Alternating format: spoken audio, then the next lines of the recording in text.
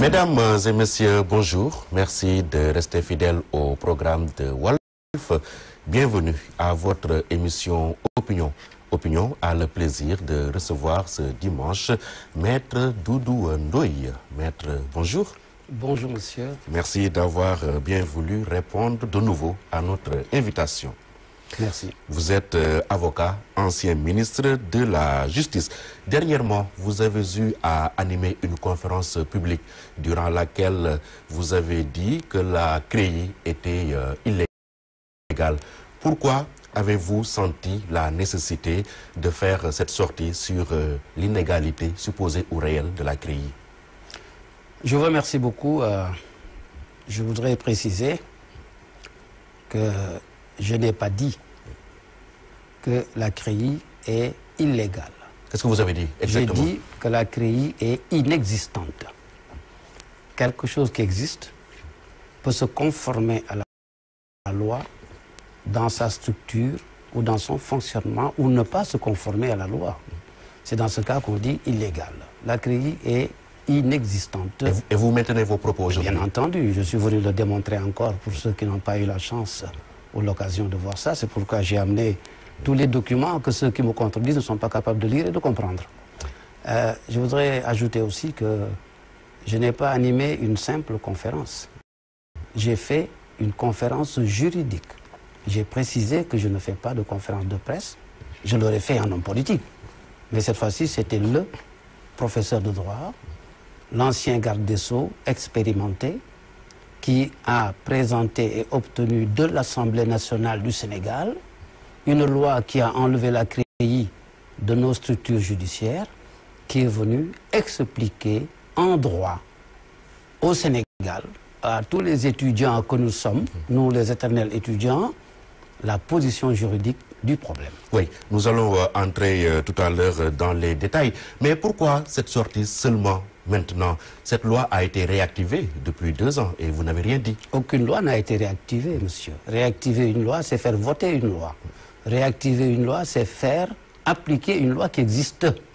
La loi de 1981, qui avait créé la Cour de répression de l'enrichissement illicite, a été abrogée par l'Assemblée nationale du Sénégal. Et vous fondez sur quoi? Mais je me fonde sur mon expérience et mon savoir d'expert du droit. Et les autres se fondent sur leur ignorance et leur nullité juridique et leur paresse, surtout.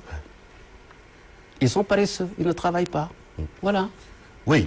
Et ils ne comprennent rien au droit. Oui, les autres, on va en citer un, Maître Moussa Félix Sow, qui est également avocat de l'État du Sénégal dans cette traque. Il dit que le parallélisme des formes voudrait que quand vous prenez une loi pour créer une structure, qu'il y ait une autre loi qui vienne expressément dire que j'abroge la loi qui avait créé l'institution, mais tel n'a pas été le cas. Vous répondez quoi? Et vous m'écoutez la répondre, j'espère. Absolument, vous êtes là pour ça. Parce que ça, c'est un enseignement scientifique, juridique. Ce n'est pas un débat. Je voudrais d'abord préciser que Maître Moussa Félix Sow, avocat, a prêté serment d'avocat stagiaire en 1985. Un avocat stagiaire en 1985 qui n'est pas encore avocat, parce qu'il est devenu 3 ans après, n'était pas là lorsque Doudou Ndoye, garde des Sceaux, ministre de la Justice, s'est adressé à l'Assemblée nationale pour abroger la loi qui a créé la Cour de répression de l'enrichissement illicite. Il a appris. Mais, si vous m'écoutez, monsieur, je vous dis, je vous fais un enseignement juridique. Allons-y, je vous écoute. Écoutez l'enseignement juridique. Parce que je parle d'enseignement juridique. Si l'élève coupe le professeur à chaque instant, parce que je parle de choses que vous ignorez. Ce n'est pas clair pour l'élève également. Mais il lui est loisible de couper le professeur. C'est le peuple qui est l'élève en ce moment. Parce que c'est le peuple qui nous écoute. Et je représente le peuple ici. Mais permettez donc au peuple de m'écouter. Allons-y. S'il vous plaît. Oui, allons-y. Alors, quelqu'un qui dit que la loi sur l'enrichissement illicite a été installée par une loi, la CREI a été installée par une loi. Je dis oui. La CREI a été installée par une loi de 1981. Il a dit, il faut une loi pour l'enlever. Je dis oui. Mais j'ajoute, les lois l'ont enlevé. Lesquelles lois? Ah, vous allez être un bon apprenti juriste, parce que lui aurait dû poser cette question-là. Alors je vais vous dire lesquelles lois. Mais là-dessus, il faut m'écouter. Parce que sinon, vous n'y comprendrez rien. Parce que de grands juristes du Sénégal qui se disent tels n'ont rien compris. Alors, le Sénégal est un État qui est issu du système colonial. Et en 1960, nous étions sous les lois de l'organisation judiciaire française. Il y avait une seule cour d'appel qui s'appliquait à toute l'AOF, l'Afrique occidentale française. Le 14 novembre 1960, voici le texte. Le 14 novembre 1960, le Sénégal indépendant dit « Je vais créer ma justice, mon organisation judiciaire. Je vais créer les juridictions qui s'appliquent à mon pays. » L'ordonnance du 14 novembre 1960 dit que les seules juridictions en cours au Sénégal sont la Cour suprême, qui a compétence nationale, la Cour d'appel, parce qu'il y avait à l'époque une seule Cour d'appel à Dakar, les tribunaux de première instance, les justices de paix. Terminé. Aucune autre juridiction n'existe.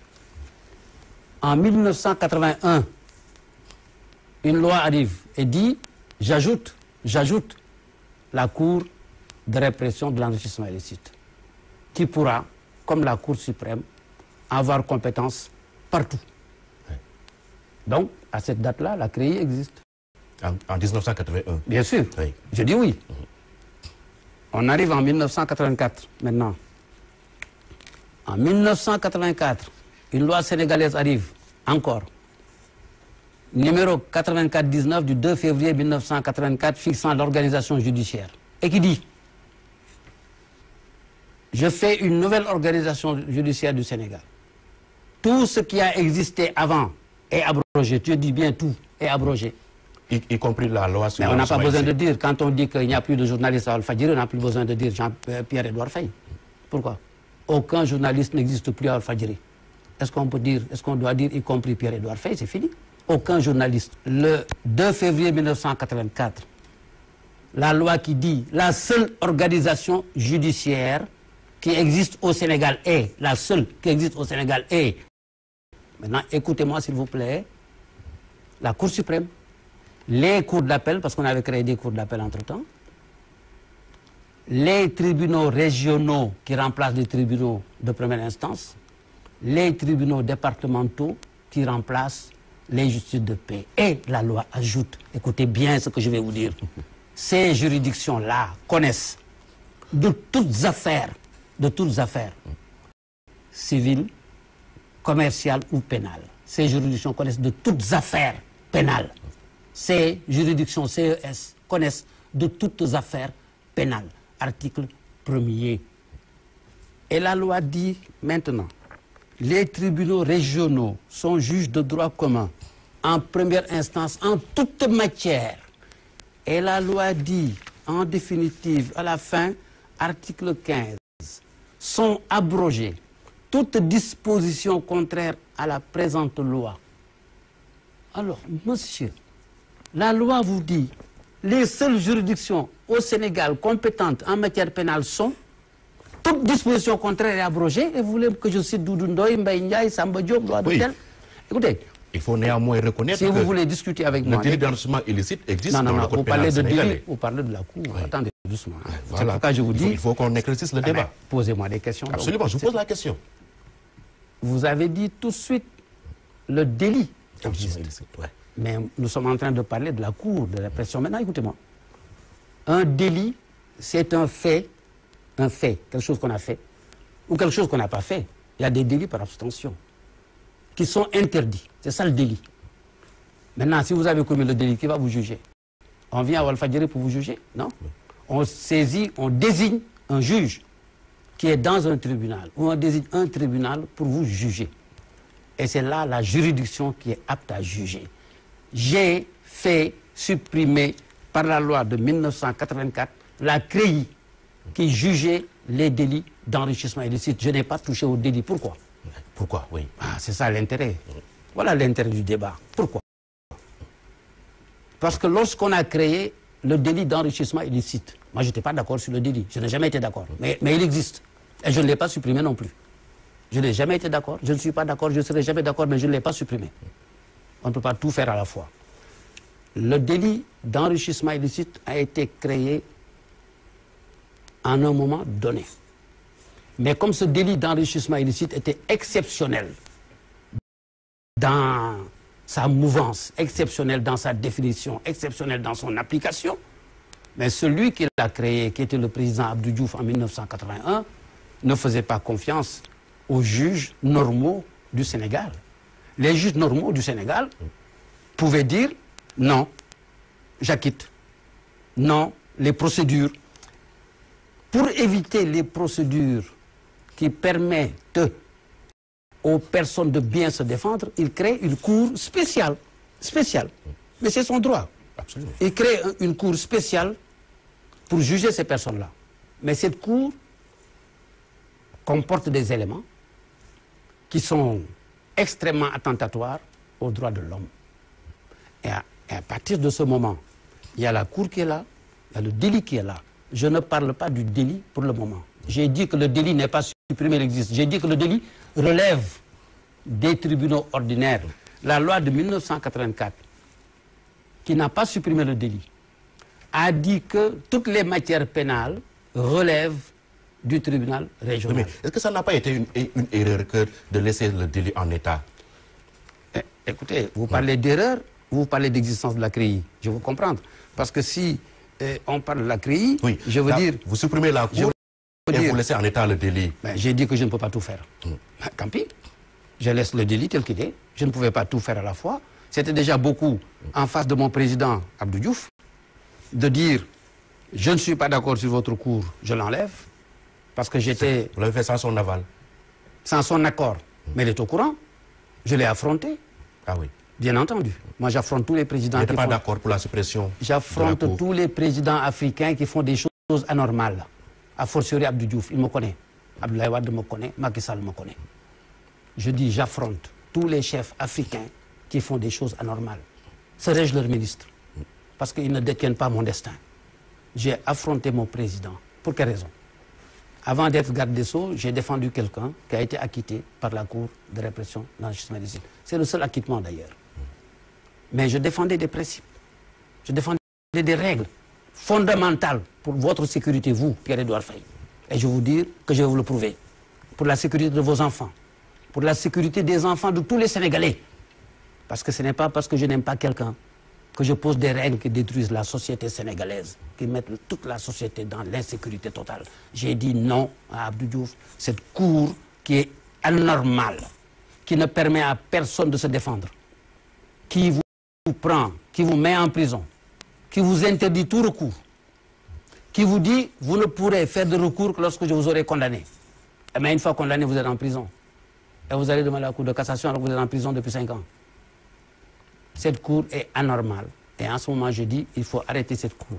Je l'ai arrêtée. Il reste le délit. Le délit est aussi anormal, mais le temps ne m'était pas permis pour me battre contre tout. Un an après, j'ai quitté le ministère de la Justice. Est-ce que vous en invitez aujourd'hui à la suppression du délit d'enrichissement illicite? Mais oui, bien sûr. Et pourquoi? Je vais vous définir le délit. Il y a quelques jours, je lisais un journal à propos de l'affaire Aïda Ndiongue. Je n'ai pas vu le dossier, je ne sais pas ce qu'il y a dans le dossier, mais je lisais un journal.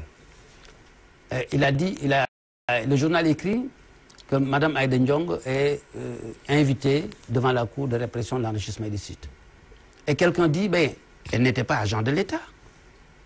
Et il y a quelqu'un qui répond dans le journal, mais elle a reçu de l'argent qui est passé par le trésor public.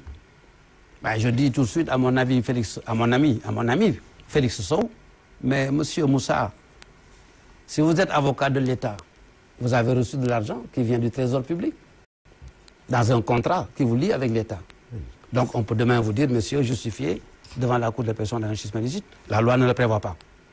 Cette loi ne prévoit pas du tout que parce qu'on a reçu de l'argent de l'État, on peut être soumis à la Cour de répression de l'enrichissement illicite, mais je vais plus loin. La définition du délit d'enrichissement illicite est telle que tous les fonctionnaires, tous les agents de l'État sont dans l'insécurité totale. Et pourquoi?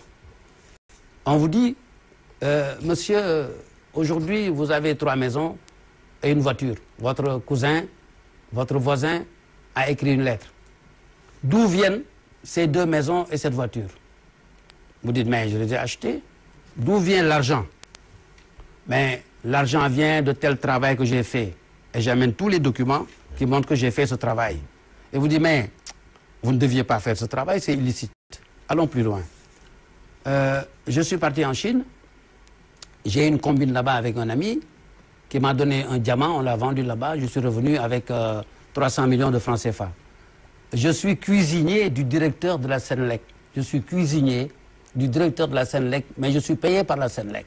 Ce cuisinier-là du directeur de la Senelec, cet agent de la Senelec qui va couper le courant, cette femme de ménage employée par la LONASE, et vous, journaliste à la RTS, vous avez un diamant qu'on vous a donné en Chine, vous l'avez vendu en Chine, vous êtes venu avec votre argent, on vous dit, la maison que vous venez d'acheter, d'où ça vient? Vous dites, mais c'est parce que j'ai vendu un diamant. On me dit, mais vous ne devez pas vendre un diamant, c'est pas licite. Oui, mais alors, voilà, monsieur. Vous êtes en mesure de justifier ces richesses. C'est la chose la plus anormale dans une société civilisée. Comment ça? C'est pour des raisons de transparence. Mais c'est pas vrai, c'est faux. C'est une dictature. Ah bon? Je peux ne pas partager votre point de vue, monsieur. On est en démocratie, dans une société de liberté. Dans une société de liberté, vous n'avez à poursuivre personne, sauf lorsque vous le voyez commettre un délit. Sinon, on est dans une société de dictature. Adolf Hitler a fait ça. Il a voté une loi pour dire, je vais pourchasser. Vous pourchassez qui? En pourchassant, vous allez trouver. On ne pourchasse pas dans une société de liberté, dans une société de démocratie. Chacun a le droit et doit avoir même le devoir, je dis bien, de travailler, de gagner sa vie et de nourrir sa famille. Maintenant, si en exerçant ce droit, en accomplissant ce devoir, on trouve que vous avez fait un acte délictuel prévu par le code pénal, qui vise d'un bout à l'autre tous les délits poursuivables, mais on vous poursuit pour ce délit. Donc vous pensez que s'enrichir est devenu un délit au Sénégal? S'enrichir doit être la chose la plus normale pour une société quelconque. Même si c'est de manière illicite. Mais encore faudrait-il, la licéité ne peut pas être présumée. La licéité est un mot moral, ne peut pas être posé dans une société. Vous êtes tous des illicites. Allez aux États-Unis et dites-moi qui est licite. Dites-moi qui est licite aux États-Unis, monsieur. Comparaison n'est pas raison. Je fais une comparaison. Parce que c'est là-bas où on va chercher l'argent pour développer notre pays. C'est faux. Comparaison et raison. Récemment, notre président de la République est parti en France. Il s'est assis en face de personnes qui lui ont prêté de l'argent pour notre pays, que nos enfants vont payer et nos petits-enfants. Vous dites que comparaison n'est pas raison. Comparaison est plus que raison. Je ne partage pas votre point de vue. Oui, vous êtes libre de ne pas partager mon point de vue. Vous êtes libre aussi de ne pas partager le mien. La justice américaine, par exemple, voilà, a des instruments permettant de lutter contre l'enrichissement illicite. Non, l'enrichissement illicite n'existe pas aux États-Unis comme délit. De lutter contre les fraudes, contre les délits, contre les crimes. Mais pas l'enrichissement illicite comme délit. En France, il n'y a pas de délit d'enrichissement illicite. Mais il y a tous les instruments pour lutter contre les crimes. Absolument. Oui, mais à condition que vous ayez commis un crime. On ne présume pas de crime. Mais quelqu'un qui commet un délit, quelqu'un qui a volé, on l'arrête. Quelqu'un qui a détourné l'argent de son pays, on l'arrête. Quelqu'un qui a été corrompu, on l'arrête. C'est ce qu'on est en train de faire au Sénégal. Sénégal. Non, c'est faux. On a présumé que toute personne qui a de l'argent est un voyou. C'est ça qui est contraire à la démocratie et aux droits de l'homme. Et à la liberté dans une société qui veut progresser. C'est vous qui le dites. Mais je le dis. Mais la loi ne le dit pas. Mais la loi est mauvaise. N'ai-je pas le droit? Oui, c'est votre appréciation de la loi. Mais c'est parce que j'ai apprécié. Les autres, elle est bonne. C'est parce que j'ai apprécié qu'elle est mauvaise que j'ai supprimé la CREI, monsieur. Il ne faut pas me faire dériver de mon chemin. C'est parce que j'ai apprécié qu'elle est mauvaise, que l'instrument pour appliquer la loi est mauvaise, que j'ai supprimé, est mauvais, que j'ai supprimé la CREI. Si j'avais eu le temps, j'aurais supprimé cette loi. Parce que tout ce qui se trouve, toutes les raisons pour lesquelles on a mis cette loi, se trouvent dans le code pénal. Si vous dites que M. Pierre-Edouard Faye est un corrompu, mais prouvez qu'il est corrompu, mettez-le en prison. Moi, je suis prêt à le mettre en prison tout de suite. J'assume mes responsabilités. Vous dites que quelqu'un a détourné le denier public, prouvez qu'il l'a détourné, je le mets en prison tout de suite. Mais vous pouvez dire, monsieur, venez justifier, puis après, allons plus loin. L'origine licite des ressources et de votre train de vie. Alors, vous avez une femme, je parle d'une femme d'ailleurs, même pas avoir une femme quelconque, parce que les femmes travaillent aussi dans l'État. Toutes les femmes qui travaillent dans l'administration du Sénégal, qui font tous les 2 ans un petit voyage, Las Palmas, Maroc, France, États-Unis, dont les salaires sont faibles et qui, par ces petits commerces-là, arrivent à nourrir leur mère, leur père, leurs enfants, leurs petites sœurs, ce que l'État doit faire et ne fait pas. Arrivent à soigner leurs cousins et leurs tantes, ce que l'État doit faire et ne fait pas. Ces femmes-là, parce qu'elle est agent de l'État, vous dites un jour, monsieur, madame, votre train de vie. Votre train de vie, c'est-à-dire vous avez nourri votre frère, vous avez soigné votre cousine, vous avez donné un billet de Mac à votre tante. Ça, c'est votre train de vie. Justifiez l'origine de ces ressources, sinon je vous mets en prison. Vous croyez que ça, c'est une loi? Les lois sont l'instrument de fonctionnement d'une société humaine. L'Assemblée nationale vote les lois au nom du peuple sénégalais. Et l'Assemblée nationale est constituée par des personnes désignées par le peuple sénégalais. Et quand ces personnes y vont au nom de ce peuple, ils doivent voter des lois qui correspondent à ce peuple, à son aspiration et à sa liberté. Oui. Que répondez-vous à un certain maître Mbaye Jacques Diop quand il dit qu'une loi mise en veilleuse ne signifie pas une loi supprimée? Vous avez dit un certain maître Mbaye Jacques Diop. Moi, je dirais un certain juriste, parce qu'il a été présenté dans le journal comme un juriste. J'aurais aimé n'avoir pas à citer le nom, mais c'est vous qui l'avez cité, je suis vraiment navré. Mon étudiant en droit, M. Mbaye Jacques Diop, a prétendu que je suis présomptueux. Mon étudiant en droit n'est pas un juriste. Mon étudiant en droit est un expert commercial. C'est une... Cheikh Sidi Hadji Malick nee na boo buggee xam ko am xam-xam na nga lay borom xam-xam yi. Allez dans tous les palais de justice du Sénégal, mettez maître Mbaye Jacques Diop sur un plateau et maître Doudou Ndoye sur un autre plateau, sur le droit, les gens fermeront les yeux. Donc soyons sérieux, je vais vous répondre. Alors, voici un monsieur. Oui. Ah non, pourtant, il est sérieux quand il le dit. Il n'est pas sérieux quand il le dit, parce qu'il ne sait pas de quoi il parle. Il n'en connaît rien, il n'est pas juriste. Il était mon étudiant en droit, je connais ses limites. Il est expert commercial. Monsieur, écoutez, soyez humble dans la vie. L'homme doit être modeste et humble. Moi, en 1972, j'étais déjà titulaire, écoutez bien, du probatoire au diplôme d'études comptables supérieures. Et il est là, dans mes papiers. En 1972, j'étais inspecteur des impôts, fiscalité des entreprises et major de ma promotion. Monsieur, je ne discuterai jamais, aujourd'hui, avec un expert comptable des fondamentaux du CISCOA. Écoutez bien, du CISCOA. C'est important ce que je dis. Il faut être humble. Je ne discuterai jamais, je dis, avec un expert comptable des fondamentaux du CISCOA. Je ne discuterai jamais avec un inspecteur des impôts aujourd'hui sur sa technique de vérification approfondie de la fiscalité. Mbaye Jacques Diop, qui n'est qu'expert commercial, qui n'a jamais eu les qualifications d'un juriste, en tout cas il n'a pas... Voici les revues dans lesquelles les juristes écrivent leur savoir. Donnez-moi une seule revue de droit dans l'histoire de l'humanité francophone où M. Mbaye Jacques Diop a écrit un article de doctrine approfondie. Où Maître Moussa Félix Sow a écrit un article de doctrine approfondie. Il y a aussi Maître Ousmane Seye. Ou M. Ousmane Seye, qui est devenu avocat en 1900... je vais vous dire en 1985. Félix Sow, c'était en 81. Ousmane Seye, en 1985, il était stagiaire. Il débutait. Il débutait dans le cabinet de Mamba Signang. Maître Mamba Signang est arrivé au barreau du Sénégal sur recommandation de Léopold Sédar Senghor, chez Maître Gilbert Charles Danou, la première femme noire avocate au Sénégal, accueillie par Doudou Ndoye, premier avocat stagiaire noir reçu par un cabinet de Gilbert Charles Danou en blanc. Et avec l'accord de Danon et de Senghor, j'ai accueilli ma sœur, mon amie, l'une des plus grandes dames du droit africain, dans notre cabinet et j'ai assuré une partie de sa formation.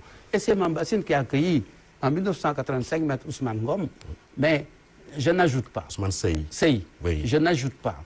En disant simplement, je demande à Maître Ousmane Seye d'apprendre à faire partie de la société des savants du droit. Parce que les savants du droit sont les professeurs Ibrahima Fall, les professeurs Seydou Madanissi, les professeurs Babacar Gueye, les professeurs Abdoulaye Sakho, je parle du Sénégal. Oui. Attends, c'est important. Oui, mais nul n'a le monopole de la science infuse. Hein? Ben non, tout le monde. En matière de médecine, ceux qui font la science du cœur ont le monopole de la science du cœur. En matière de médecine, ceux qui font les yeux ont le monopole de la science des yeux. Si vous ne reconnaissez pas ça, monsieur, tant pis pour vous. Mais en droit, tout le monde est loisible d'apprendre. C'est absolument faux. Connaître. Mais en médecine, tout le monde est loisible d'apprendre et de connaître aussi. En chauffeur d'automobile, tout le monde est loisible d'apprendre et de connaître. Même... En droit, c'est des textes qu'on étudie. Mais c'est là où ils sont nuls, parce que les textes, il faut aller les chercher. quand ils me disent il faut une loi, mais je dis oui, il y a une loi. Pourquoi ils ne m'ont pas dit apporter la loi? Mais moi j'apporte la loi, il est là. La loi dit, c'est pas des savants, ils connaissent rien à ce qu'ils disent. Ah bon? Je l'affirme. Moussa Sow sait de quoi je parle. Ousmane Sey sait de quoi je parle. Allez au palais de justice, voyez tous les juristes du Sénégal, ils savent de quoi je parle quand je dis qu'ils ne savent pas de quoi ils parlent. Je suis très clair, affirmatif. Oui. Je ne voulais pas citer des noms, c'est vous qui l'avez apporté, oui, ce débat. C'est pour éclairer, c'est pour l'intérêt du débat. Mais nous allons ce n'est pas un débat, nous allons progresser un peu, maître. Ce n'est pas un débat, c'est une formation. Absolument. Donc retenez que le Sénégal retient, et tous les Sénégalais, je dis, étudiants en droit, professeurs, avocats, magistrats, greffiers, qu'ils aillent chercher la loi 84-19 du 2 février 1984, qu'ils lisent l'article 1er, qu'ils lisent l'article 3, qu'ils lisent l'article 15, ils sauront parfaitement qu'il n'y a pas une juridiction qui s'appelle la CREI au Sénégal depuis 1981. Oui. Et j'ajoute que la loi organique qui a organisé la magistrature du Sénégal, je n'étais plus là, moi. C'était en 1992, monsieur. Je n'étais plus ministre de la Justice, donc ce n'est pas moi, ça. En 1992, M. Kéba Mbaye était président du Conseil constitutionnel. Avec M. Youssouf Ndiaye, je crois, président de la Cour de cassation. Les plus grands magistrats du Sénégal indépendant. Et pourtant, ils ont fait le statut de la magistrature. Ils ont cité toutes les juridictions concernées. Toutes les juridictions, on peut envoyer des magistrats. Il n'y a pas la CREI. Oui. Alors, messieurs, pour progresser, la chose, avant de progresser... Oui, nous allons progresser un peu, mais nous allons rester sur le sujet. En fait, ce qui pourrait étonner ici, c'est le timing, le moment que vous avez choisi pour faire votre sortie. Il y a des gens qui sont en prison depuis bientôt 1 an et on ne vous a pas entendu. Pourquoi seulement maintenant? Il fallait commencer par là. Si vous aviez commencé par là, ils n'auraient pas eu leur leçon en plein public. Parce que c'est la question de départ. Ah, mais vous ne l'avez pas posé au départ. Absolument, je l'ai posé. Vous avez... ces gars-là, ces petits avocats, petits juristes pseudo, n'auraient pas reçu leur leçon en public. C'est quand même vos confrères. Hein? Mais mes confrères sont mes élèves. Pourquoi l'un me traite de pétentiaire que j'étais son professeur? Les autres, je les ai formés ici, j'ai formé ceux qui les ont formés. Et ils ne savent pas de quoi ils parlent. Voilà. Les avocats du Sénégal vont témoigner. Est-ce qu'ils savent ce qu'ils parlent quand moi je parle de droit? Timing, pourquoi seulement maintenant? Mais je vais aller plus loin. Je vais vous dire quelque chose de fondamentalement important. S'il vous plaît. S'il vous plaît. Écoutez, aujourd'hui, M. Moussa Félix Sow est avocat du Sénégal. Tout le monde est avocat du Sénégal. Je l'ai été avant lui. T'inquiète pas. Avocat de l'État, tous les avocats l'ont été. Quand il y a un dossier, on donne à un. Il y en a un autre, on donne à un. Il n'est pas l'avocat du Sénégal. Il est l'avocat de l'État dans l'affaire d'enrichissement illicite. Mais allons plus loin. Mais en matière d'enrichissement illicite, l'État n'a pas le droit d'avoir un avocat. Je ne l'ai pas dit, mais je vous le dis. Et pourtant, lui, il ne le sait pas. Il est avocat de l'État, il encaisse de l'argent de l'État, il ne sait pas qu'il n'a pas le droit d'être avocat de l'État. Donc il est hors la loi. Ah, je n'ai pas dit. Les avocats sont hors la loi. Non, hors la loi, c'est avoir commis un délit. Je n'ai pas dit qu'il a commis un délit. Hors la loi, c'est une expression vulgaire et banale du Far West du 14e ou du 15e ou du 18e siècle. Ils sont quoi alors? Mais il est avocat de l'État, il est en train de polluer une procédure dans laquelle il n'a pas sa place. Et je vais vous dire pourquoi. Dans le droit, c'est plus le pourquoi qui compte, ce n'est pas d'avoir dit. Moi, je dis, j'explique, je démontre. Eux, ils disent. Eux, ils disent. Moi, je dis, j'explique, je démontre. Laissez-moi démontrer. Je dis quelque chose de sérieux. Je vais dire quelque chose de très sérieux. Laissez-moi le démontrer. Pour tout ce qui concerne l'État et la nation, parce que l'État n'est pas la nation, la société sénégalaise, ce n'est pas l'État. Et c'est la confusion que vous faites tous. C'est pourquoi nos pays sont des pays de dictature. Vous confondez l'État, qui est une personne morale, chargée d'administrer les biens de la société, et chargée de conduire la nation vers son bonheur. Ce sont deux concepts de sociologie et un concept juridique qu'on confond et qui créent les dictatures dans nos pays. Je vais vous dire, le Code pénal a cité des délits, articles 152 à 155 du Code pénal.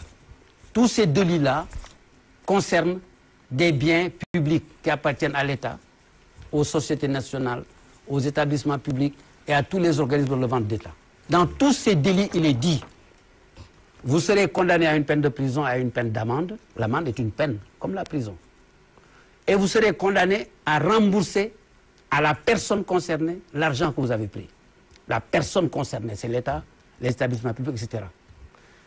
D'autres délits arrivent, ce qu'on appelle les délits financiers contre la société. C'est dans ces délits-là que se trouve l'enrichissement illicite. vous verrez que dans ces 7 délits contre la société, on dit vous êtes condamné à une peine de prison, à une amende, mais jamais on dit vous êtes condamné à rembourser l'argent. Pourquoi? En matière d'enrichissement illicite. Je vais en Chine, je me prostitue là-bas, je gagne de l'argent. Je viens au Sénégal, je suis fonctionnaire, j'achète des immeubles, mais c'est l'argent de la Chine, ce n'est pas l'argent du Sénégal. Mais la société sénégalaise dit c'est immoral, vous n'aviez pas à faire ça. Et l'État, représentant les intérêts de la société, vous poursuit au nom de la société. Et c'est le procureur qui représente la société, ce n'est pas un avocat. Ce n'est pas l'agent judiciaire de l'État non plus. C'est pourquoi il n'y a pas de condamnation à rembourser. Et quand il n'y a pas de condamnation à rembourser, il n'y a pas de partie civile. Or, l'État se fait partie civile avec un avocat qui ne connaît même pas les limites du délit d'enrichissement illicite. Et l'État fait des médiations pénales pour recevoir de l'argent qui n'est pas son argent. On ne peut faire de médiation pénale que lorsqu'il y a un délit qui porte atteinte à votre patrimoine. Partie civile. L'État, partie civile, on vole son argent. Moi, partie civile, on vole mon argent. Mais ici, je me suis prostitué en Chine. Je n'ai volé l'argent de personne au Sénégal. Et on me punit sur le plan moral pour l'avoir fait. Et il ne peut pas y avoir de partie civile, ni de médiation pénale, ni d'avocat. Et la cause et la gravité de ça, c'est quoi? C'est qu'un avocat qui va participer à toutes les procédures d'information, qui va influencer la procédure alors qu'il n'a pas le droit d'être là-bas. Mais c'est son problème, je le lui apprends. Donc il s'enrichissent illicitement, tous les avocats qui défendent l'État. C'est vous qui avez dit ça, je ne l'ai pas dit. C'est une question. Mais je ne réponds pas à la question. Mais je vous dis êtes libre de ne pas répondre à cette question. C'est mon droit, je dis je me devais de poser. Je laisse aux juristes du Sénégal, à ceux qui sont concernés, le soin d'en tirer toutes les conséquences de droit. Alors, voilà encore des personnes qui rentrent dans une cause qui n'est pas la leur, parce qu'on est dans une cause scientifique qui les dépasse. Et malheureusement, moi, ils m'ont donné l'impression, franchement, excuse-moi, je termine là et je reviens à votre question. Ils m'ont donné l'impression un peu que Nicolas Sarkozy, le pauvre Nicolas, le grand Nicolas, a eu raison lorsqu'il est venu nous provoquer ici. Nicolas est venu nous dire, messieurs, on a l'impression que vous n'êtes pas dans l'histoire, que vous ne faites pas partie de l'histoire. Les Africains sont levés, ils l'ont tapé dessus. Oui, ils l'ont tapé dessus parce qu'il est venu le dire chez nous. Mais moi, est-ce que je ne suis pas porté à dire la même chose? Parce que... Ah oui. Oui, si l'homme noir n'est pas suffisamment entré dans l'histoire. Mais c'est vous qui le dites. C'est ce qu'a dit Nicolas Sarkozy en tout cas. Mais laissez-moi expliquer ce que je crois et ce que je pense. Vous savez, Lucie était africaine. Lucie était africaine. On ne peut pas dire que l'homme noir ne fait pas partie de l'histoire. Il y a deux façons de voir l'histoire. L'histoire des faits. L'histoire événementielle. Lucie est prouvée comme étant née en Afrique. L'arbre est là. Le grand-père est là. La traite des Noirs est là. On ne peut pas dire qu'on n'est pas dans l'histoire. C'est pas vrai. Ouais. Mais, par contre, est-ce que nous faisons, nous, référence à l'histoire dans notre comportement? Est-ce que nous allons étudier l'histoire pour en faire un instrument de notre comportement? Écoutez, si ces jeunes avocats qui n'étaient pas là quand je faisais abroger la loi sur la CREI étaient des scientifiques du droit, et comme tous les scientifiques du droit, ils auraient cherché, depuis la naissance du Sénégal, tous les textes qui leur auraient permis d'avoir une opinion. Mais comme l'Africain ne va jamais derrière, il vit le présent. Mais ils ont vécu le présent. Dans le présent, ils n'ont vu aucune loi à l'Assemblée nationale, c'est vrai. Mais moi, je ne vis jamais le présent. Je vais chercher l'histoire de l'Afrique il y a 2000 ans. Je vais chercher l'histoire du droit africain il y a 3 siècles. Pour expliquer la règle de droit d'aujourd'hui. Okay. Alors, répondez enfin à la question, pourquoi avoir choisi ce moment précis pour faire votre sortie? Monsieur, depuis 10 ans, 20 ans, 30 ans, 40 ans, je travaille 10 à 12 heures par jour minimum. Je travaille 10 à 12 heures par jour et je dis minimum, dimanche compris. Ce qui signifie quoi pour vous? Ce qui signifie que je fais beaucoup de choses et que je n'ai pas le temps de m'occuper de tout en même temps. Et puis ensuite, soyons sages. Une question aussi cruciale. Mais ce n'est pas crucial, il y a des questions beaucoup plus cruciales. Combien de milliers de gens dorment en prison? Est-ce que vous le savez? La moitié n'a jamais rien fait. Qui s'en est occupé? Allez à la prison de Rebeuss.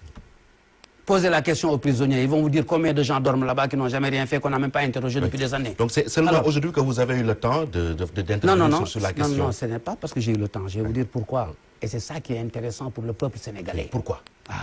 La fameuse question, pourquoi? Alors, monsieur, depuis 2, 3 ans, 4 ans, 5 ans, 6 ans, un être humain ne peut pas s'occuper de tout, parler de tout. Chacun a sa part dans sa propre vie. Il y a des lois dans un pays les lois appartiennent à tout le monde. Celui qui est arrêté doit pouvoir se défendre. Celui qui est poursuivi doit pouvoir dire, vous me poursuivez, vous n'existez pas, votre loi a été abrogée, c'est pas Doundoué à le faire à votre place. On ne peut pas tout faire. Mais cependant, il y a des moments où une question peut se poser qui éveille, qui interpelle toute la nation. J'ai appris que le 5 mars 2014, le Conseil constitutionnel du Sénégal a rendu un arrêt à propos de l'affaire Karim Wade. Absolument. J'ai été chercher l'arrêt. Et pourquoi j'ai été chercher l'arrêt? La décision. Écoutez, monsieur, les professeurs d'université savent de quoi je parle. Pour quand même permettre à nos jeunes d'être des juristes, il faut prendre les grandes décisions de justice, les commenter en séance de travaux dirigés. C'est ça le fondement même de l'enseignement, de la science. Le droit, ce n'est pas la loi. La loi, c'est une partie du droit. Si vous voulez faire du droit, vous devez connaître toutes les décisions de justice d'ailleurs. Connaître les lois, les décisions de justice, la coutume, la jurisprudence, les décrets, les arrêtés. C'est cet ensemble qui fait votre situation juridique là où vous êtes assis. Alors, lorsqu'une décision du Conseil constitutionnel arrive, mais il faut l'étudier, tout le monde doit l'étudier. Alors, en l'étudiant, je regarde notre Constitution, elle est là. Il faut m'écouter, hein, monsieur. C'est important. Notre Constitution dit que le président de la République du Sénégal prête serment. Et quel est le serment du président de la République? D'abord, je jure d'observer, comme de faire observer scrupuleusement les dispositions de la Constitution et des lois, le reste arrive. Alors, quand le premier serment du chef de l'État du Sénégal est de faire respecter la Constitution, et qu'on a donné au Conseil constitutionnel le soin de faire respecter la Constitution aussi, quand le Conseil constitutionnel se prononce, c'est toute la nation qui est interpellée. Parce que c'est notre Constitution qui établit nos libertés. C'est notre Constitution qui vous permet aujourd'hui de faire ce que vous faites. Alors, le Conseil constitutionnel ayant rendu une décision, je l'ai étudiée. Mais l'ayant étudiée, je me suis dit, mais tiens, quelle est cette histoire?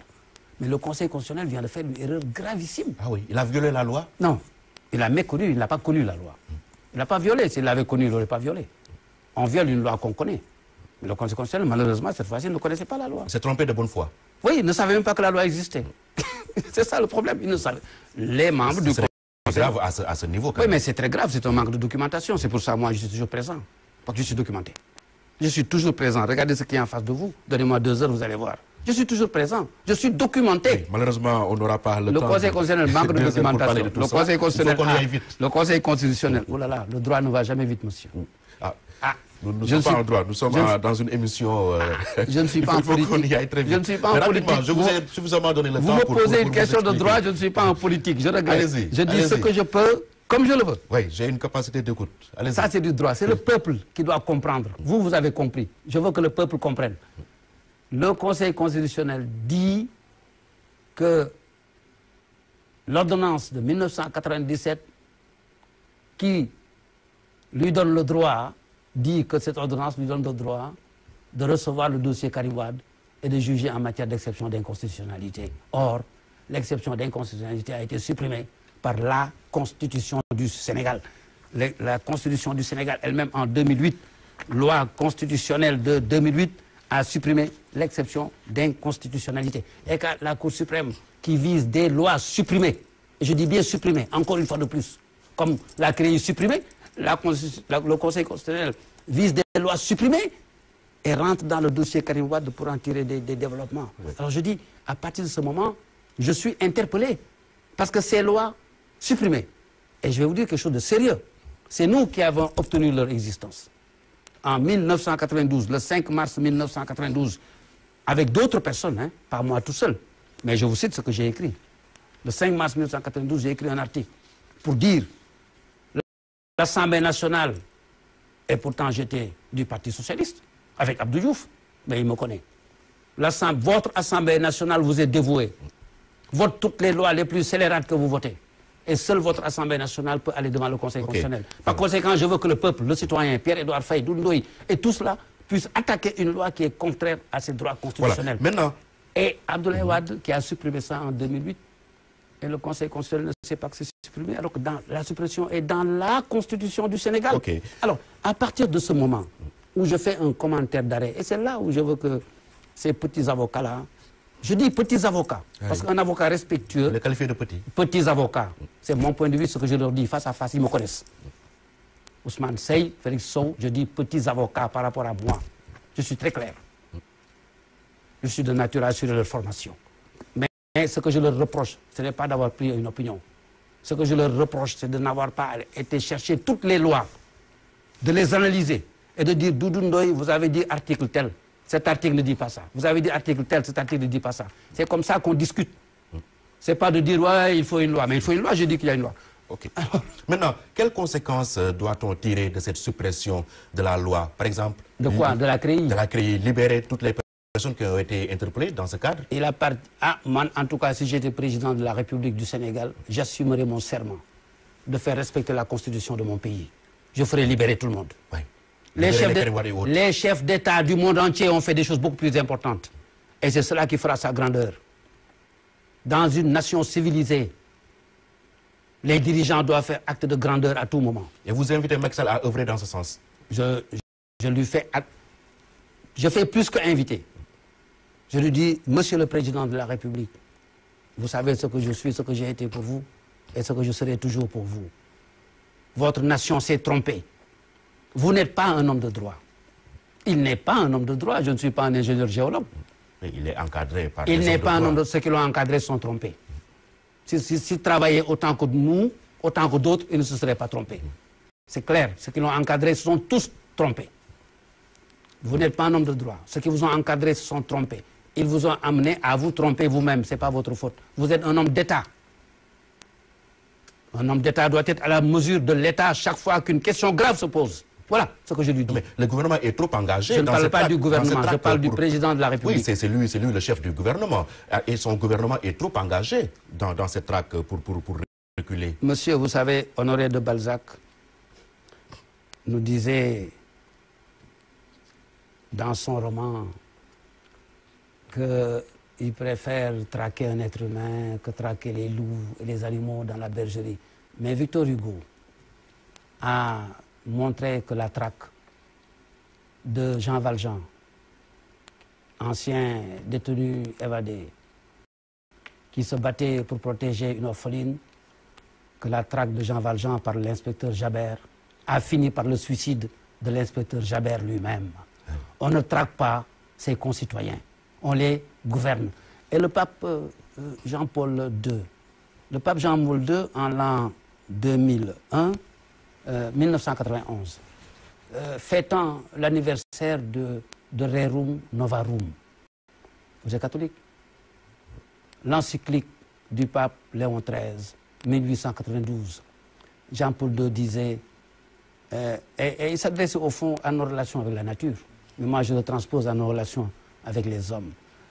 Il ne faut pas traquer la nature, il faut gouverner la nature. Il faut accompagner Dieu et ne pas chercher à le remplacer. Et Jean-Paul II disait, le pire des choses, c'est de faire des êtres humains des hommes de masse. Il faut être à la mesure de ce qui vous est confié, qui ne se trompe pas. Un gouvernement est le gouvernement du président Macky Sall. C'est Macky Sall que nous avons porté à la présidence de la République. Écoutez, avant que Abdoulaye Wade n'aille se faire battre, j'étais dans son parti. Nous étions au palais de la République à 20 h. Je pouvais ne jamais en ressortir. J'étais le seul. Et Dieu sait que je ne suis pas l'ami d'Idriss Seck, bien que j'ai été son avocat, mais ami au sens de gens qui se fréquentent. Mais on a de bons rapports. Mais j'étais le seul en dehors de son conflit avec Idriss Seck à lui dire face à face, Monsieur le Président de la République, je ne vote pas pour vous, pour que vous soyez candidat. Moi, je ne vote pas pour quelqu'un qui ne s'est pas expliqué devant moi et vous n'avez pas le droit d'être candidat. Okay. Je vais aller plus loin. Je ne raconte pas ça pour le plaisir de raconter un détail. Ça, c'est un détail. Mais ce qui est le plus important, c'est l'ordre républicain.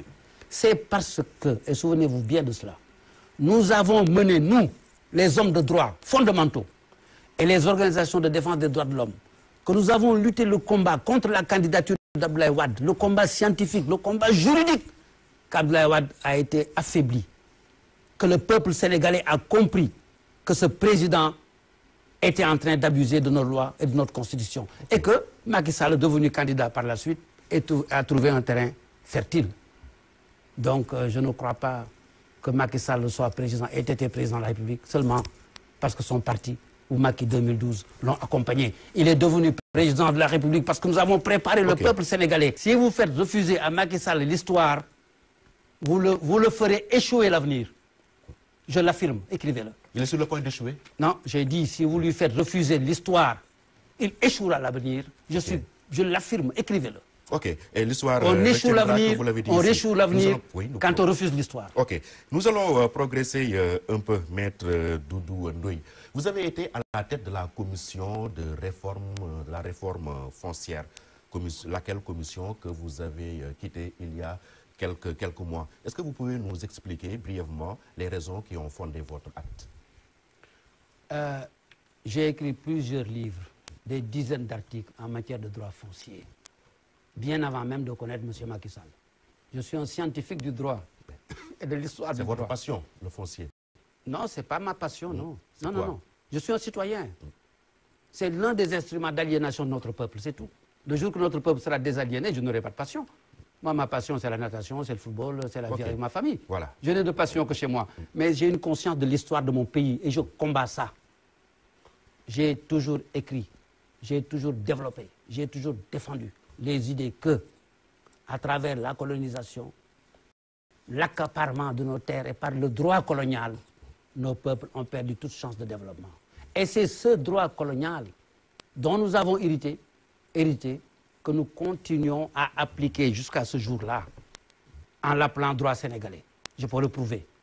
On a pris les décrets de 1906, décret de 1932, devenu décret de 1932. On l'a photocopié, tout simplement. On a remplacé le gouverneur par président de la République.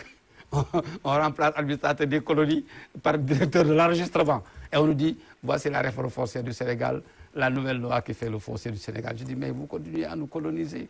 Vous, Africains noirs, vous colonisez votre propre peuple. Donc ça doit changer. Pourquoi vous avez quitté la commission? Pourquoi je suis arrivé d'abord avant de quitter? Parce que je suis en train de vous dire ce que j'ai fait avant l'arrivée de Macky Sall dans ce domaine-là.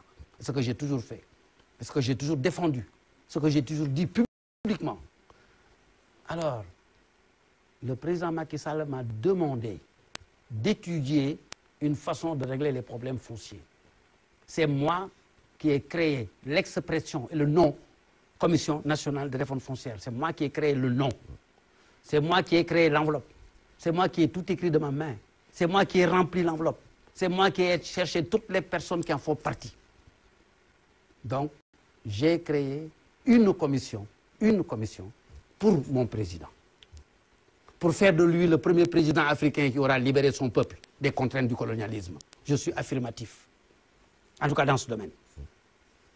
Maintenant, nous avons commencé à travailler. Il fallait un budget. La commission comportait 90 personnes. Aucune personne parmi ces 90 n'a reçu 1 litre d'essence pour se déplacer pour venir à une réunion. Aucune personne parmi ces 90 n'a reçu 1 centime pour se déplacer pour venir en réunion. Tous les frais qui ont été faits pour les personnes viennent de mon travail personnel. Et je ne le regrette pas. Je ne le regrette pas. Macky Sall sait à quel point, quand je suis engagé, je suis capable de faire des sacrifices pour mon pays. Je n'insiste pas là-dessus. Je ne le regrette pas, je l'ai fait pour mon président. Parce qu'il est mon président. Je suis très clair. Mais mon président est un homme, il a des limites. Et tout homme qui n'accepte pas ses limites, en tout cas, voilà.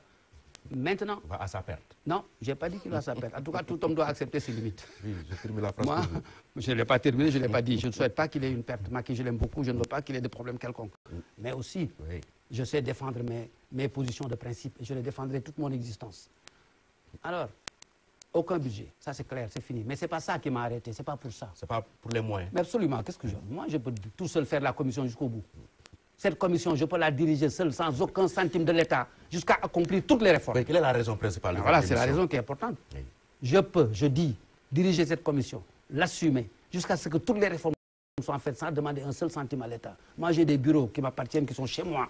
J'ai 2 ou 3 voitures qui m'appartiennent, que j'avais mis à sa disposition, que je peux mettre à la disposition de la commission. Je gagne un salaire, je ne vis pas comme un pacha, je n'achète pas de voiture neuve chaque année. Ma voiture est vieille de 10 ans. Or, je peux acheter une voiture neuve tous les 2 ans. Donc, je ne suis pas un homme qui montre une fortune, je m'en contrebalance. Je vis pour mon pays, pour ma famille, pour mon peuple. Alors, donc, ce n'est pas une question d'argent, que les gens se trompent. Ce n'est pas une question de budget. C'est une question de comportement et de confiance. C'est une question de conscience, de respect de notre pays et de vos concitoyens et de vos collaborateurs. La première des choses, nous sommes allés à Londres défendre les intérêts de l'Afrique auprès du G8. Et là-bas, il y avait 3 sujets importants devant tous les chefs d'État du monde. Le foncier, les mines et carrières et la fiscalité. Notre président représente l'Afrique. On arrive au foncier, il me présente comme étant le président de la Commission nationale de réforme foncière. Après, en pleine instance, on dit, la parole est donnée aux représentants du Sénégal pour exposer les problèmes fonciers du Sénégal. Je me retourne, je vois une dame qui se lève. Une autre s'est levée. Une dame qui se lève, je connais son nom, je ne le dirai pas. Madame Y, qui vient s'asseoir au nom du Sénégal, qui expose toutes les décisions prises par le Sénégal en matière foncière. Et je n'ai rien dit, parce que moi, je suis un vieillard, je vieillis, je sais accepter, je sais regarder, laisser passer. Je me suis dit, bon, c'est pas grave, le président, bon. Mais ce qui est le plus important, c'est que par la suite, avec tous les travaux que nous avons accomplis, tout ce que le Sénégal a retenu, c'est ce que cette femme avait dit, ce jour-là. Ça veut dire que nous, on nous faisait travailler simplement comme des paravents, des boucs émissaires, des gens. Bon, et en définitive, à la fin de tout, ayant fait autre chose, beaucoup d'autres choses, à la fin de tout cela, j'ai vu qu'en plus, Madame devenue Premier ministre, ministre de la Justice, a organisé une commission bis, photocopiant tout ce que j'ai fait, remplaçant chacun de mes noms par un nom, organisant au même endroit que j'avais organisé sa commission et m'invitant à me faire représenter par une seule, unique personne. Mais écoutez... Il l'aurait fait à quelle fin? Mais c'est son affaire. Les fins des hommes, je ne m'en préoccupe pas. Et vous lui en voulez? Vous savez, et pourquoi? Et pourquoi? Ils ont fait, j'ai dit qu'ils ont fait une option politique peut-être. Mais cette option politique conduira sûrement à quelque chose de différent des intérêts de notre pays. Je ne peux pas en vouloir à une personne. Je dis que cette option politique conduira sans aucun doute dans quelques années, et le peuple le verra, à des choses étrangères à l'intérêt de notre nation. La seule chose que j'ai à faire, moi, c'est de me retirer en gardant l'estime que j'ai pour mon président et en évitant tout malentendu, toute confusion dans nos rapports. Je suis resté dans mon coin, il exerce sa fonction de président de la République, je ne veux pas d'histoire, je continue mon droit tranquillement avec mon expérience. Voilà. Rapidement, les locales, comment elles se présentent-elles au niveau de votre parti, l'UPR? Est-ce que vous allez y aller d'abord seul ou bien en coalition? Non, notre parti ne participera pas du tout seul ou en coalition avec personne, ni seul, ni en coalition aux élections locales. Vous n'irez pas? Mais écoutez, regardez ce qui est en train de se passer dans la réforme territoriale, la réforme du code des collectivités locales. Regardez tout ce qui se dit, tout ce qui se fait. Je ne peux pas. C'est comme pour ce qui concerne la CREI. Par exemple, je ne peux pas apporter mon concours, ma contribution à quelque chose que je juge anormal. Ce qui se passe aujourd'hui et pour l'organisation des futures élections locales, notamment les mairies de Dakar, de Pikine, de Guédiawaye et de Thiès, je ne sais plus, et de Rufisque, c'est des choses anormales. Ah oui. Ah oui, plus qu'anormales. Dans le cadre de la conscience du citoyen, dans le cadre des rôles que la Constitution donne à la citoyenneté. Donc nous, notre parti ne joue plus ce jeu-là. Nous attendons notre destin. Oui. Et pour le cas de la mairie de Dakar, est-ce que vous allez soutenir le candidat sortant, le maire Khalifa Sall? Pour le moment, notre parti ne peut pas, pour l'instant, dire qui il va soutenir et le dire à la télévision maintenant. Donc votre neutralité sera absolue? Ah non, nous n'avons pas dit que notre neutralité sera absolue. Nous ne disons même pas que nous serons neutres. Je dis nous ne serons pas candidats, ni seuls, ni en coalition. Nous soutiendrons, nous ne serons pas neutres. Jamais je ne serai neutre dans les affaires de mon pays. Mais je dis que notre parti ne viendra pas apporter sa candidature à quelque chose que nous considérons comme, encore une fois, une des expressions de l'aliénation de notre peuple. Il faut libérer le peuple sénégalais des contraintes d'une administration. Il faut libérer le peuple sénégalais des contraintes de l'État. Il faut permettre aux Sénégalais de s'exprimer, de travailler, de vivre et de gagner. Ok. Êtes-vous intéressé par les retrouvailles de la famille libérale? Je suis prêt, je dis que je suis prêt à faire don de ma personne, non seulement à la seule famille libérale, mais aux retrouvailles entre tous les Sénégalais. Car l'heure est grave, croyez-moi. Ah bon? Mais l'heure est très grave. Mais le Sénégalais est fatigué. Kéba Mbaye l'a dit en 1981, je le répète, le Sénégalais est fatigué. Écoutez, je vous invite à me suivre pendant une semaine, moi personnellement, à vivre avec moi pendant une semaine, dans toutes les rues du Sénégal, vous verrez comment j'existe.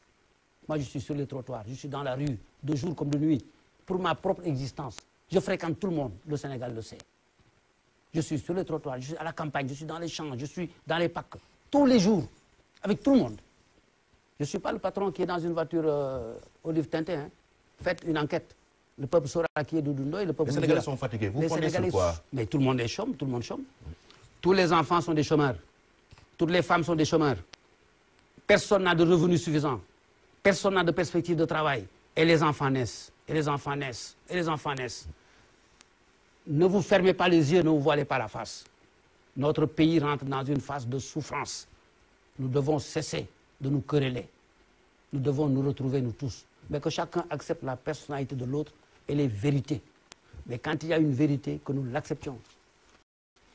Que nous le partagions, cette vérité, pour faire progresser notre nation. Oui. Vous savez, j'ai vu Senghor. J'ai été avec Senghor. J'ai été avec Abdou Diouf. J'ai été avec Abdoulaye Wade. Je suis avec Macky Sall de cœur, encore, mais pas de parti. Ah oui? Oui, oui, de cœur. Vous avez quitté Benno Bokk Yakaar? Je ne renie pas mes frères. Je l'ai pris comme un frère, il m'a pris comme un frère. Je ne relierai jamais de mon existence quelqu'un que je prends comme un frère. Okay. Mais les structures politiques sont faites de telle manière que sa structure est là-bas, la mienne est ici. Mais je dis que j'ai vu tout cela et je souhaite vivre encore 20 ans pour voir un autre président après Macky Sall. L'Afrique n'a pas changé, ne changera pas, tant qu'on n'aura pas donné à chaque Africain ses droits fondamentaux. Êtes-vous toujours membre de Benno Bokk Yakaar? Notre parti n'est pas membre de Benno Bokk Yakaar, par le fait du président lui-même et des autres alliés. Ah oui. Nous avons conduit le président Macky Sall à la présidence de la République. Je dis bien, nous l'avons conduit. Les uns par la force du nombre, la force matérielle, comme De Gaulle disait à l'Allemagne. Il ne faut pas que la puissance de la matière puisse l'emprunter sur l'esprit de liberté, le discours de 1940. Les uns ont eu cette force matérielle, mais nous avons eu le génie de la parole et le génie de l'esprit.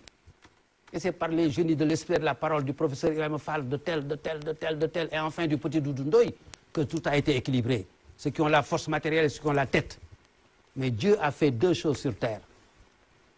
Je ne privilégie pas seulement ma tête. Je travaille pour gagner ma vie et nourrir ma famille. Okay. Mais ceux qui ne privilégient que l'argent et les forces matérielles finiront en catastrophe. Oui. Comment le président et les autres alliés vous ont-ils poussé à la sortie de Benno Bokk Yakaar? Tout simplement parce qu'ils n'ont jamais rien fait en nous intéressant à ça. C'est tout. Okay. Il est arrivé à la présidence de la République. Rien n'a jamais été fait en intéressant notre parti à ça. Rien du tout. Voilà. Mais ça veut dire qu'ils ont jeté notre parti dehors. Ça va de soi. Merci. Je ne leur veux pas. Moi, je suis un homme clair, libre et libéré. Merci en tout cas, maître Doudou Ndoye, avocat, ancien ministre de la Justice et secrétaire général de l'UPR, l'Union pour la République.